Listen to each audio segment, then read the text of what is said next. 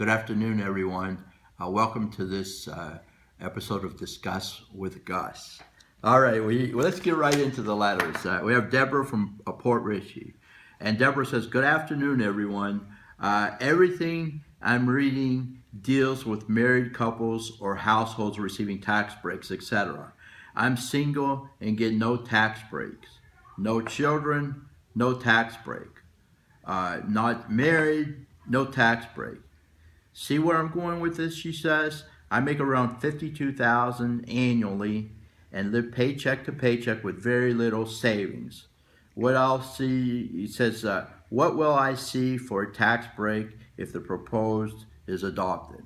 Okay, so we're talking about that. I assume she's talking about the House bill. I did some calculations here, Deborah, and under the current system, you get a standard deduction of $6,300 and your individual exemption of $4,050 makes your taxable income $41,650 annually. This puts you in the 25% bracket. Based on the 2016 tax tables, you'll pay $6,178. If this bill passes, if the House bill passes, you'll receive a $12,000 standard exemption, which would bring your total taxable income to $40,000, bring it down. Under the new system, a person with a taxable income of $40,000 will pay a top tax rate of 12%.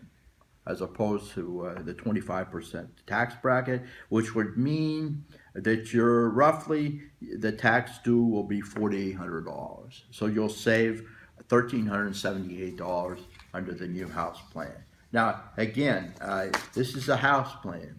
The Senate has their own plan, but that's what we voted on yesterday. So again, the average person making $52,000 would save money. Now, if you're married, obviously things go up as far as the deduction is concerned. It's $24,000 as opposed to $12,000.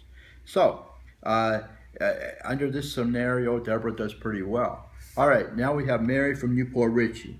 She talks about the adoption tax credit. She says, please, please, please do all you can to save this. The cost of adoption is off the roof, she says, and this tax bracket is very important to these families. We have many families in our church who have adopted for foster care out of the country and newborn babies in this country. And I'm afraid if they lose this tax credit, it will make it very difficult for these families that are waiting to adopt, and those considering adoption. And she says, thank you for your consideration. Well, Mary, good news. The adoption tax credit was in the House bill. So we put it in there. We heard from our constituents. They said how important it was. Again, I commend all the folks that adopt. You're really doing God's work. And we want to make sure that you continue to get that adoption tax credit. All right, now we've got Eric from Clearwater. Eric says the current Republican House plan, does it leave intact the pre-tax 401k deduction? Eric, yes it does.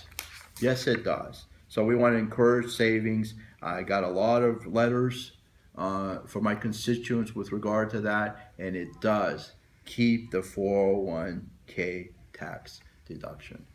So we're encouraging savings. Next we have Brian from Oldsmar. Brian says, please do not plan to take the health insurance away from 13 million people.